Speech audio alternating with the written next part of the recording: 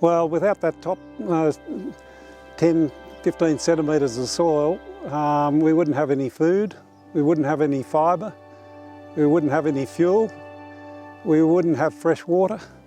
Well, soils are the cradle, they're the panacea for all of our issues really. I mean, not only does the soil support environmental issues, there's a strong relationship with air quality, with water quality, with the sustainability of farming systems, with rural communities, and it's also the panacea, the basis for biodiversity. So it's an all-important, all-encompassing issue, the management of soils. So important for us to retain the productive capacity that nature's provided. If we don't, it's going to be to our cost. The environment's going to suffer, and so are our economy's going to suffer. So the basic building block of life is provided by the soils, and that's why it's critical that we look after it. Soils are really fundamental. They're the basis for terrestrial life.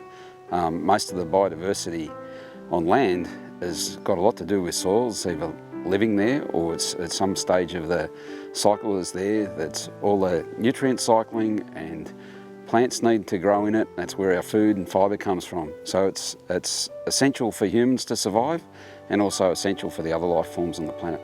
If we don't look after our soils, we're just going to become, I guess, deserts or unproductive areas, and the whole of society will suffer from that.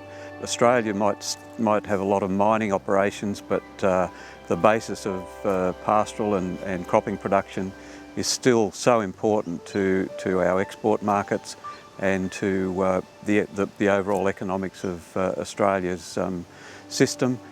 The most obvious way of addressing climate change is improve your soils, because in the southern areas of New South Wales and Victoria, what they predict is going to happen is they're going to have dry autumns and dry winters. They won't have water to grow their crops or pastures.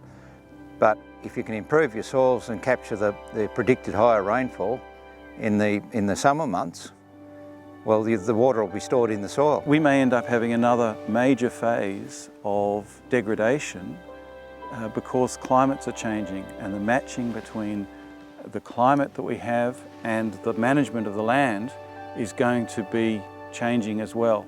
So we have a potential for a significant mismatch between what we understand about a soil and management in a particular location and the climate. People live on the Liverpool Plains, you can tell they have a connection to those black cracking clays. People who live at Wagga have a connection to the red earths. So I think people have a real connection to soils, and I think it's because soils are such an important part of growing things and just the general environment. I guess I'm passionate about soils because I consider them to be a fundamental part of our environment and the ecosystems that we rely on for just about our life, let alone our economy and most things that the modern day world needs to exist. And yet they've been undervalued, I think, for some time. And in fact, we still undervalue them. We call it dirt and we don't take any notice of it in many cases. But it is fundamental to our life and to the things that we all value.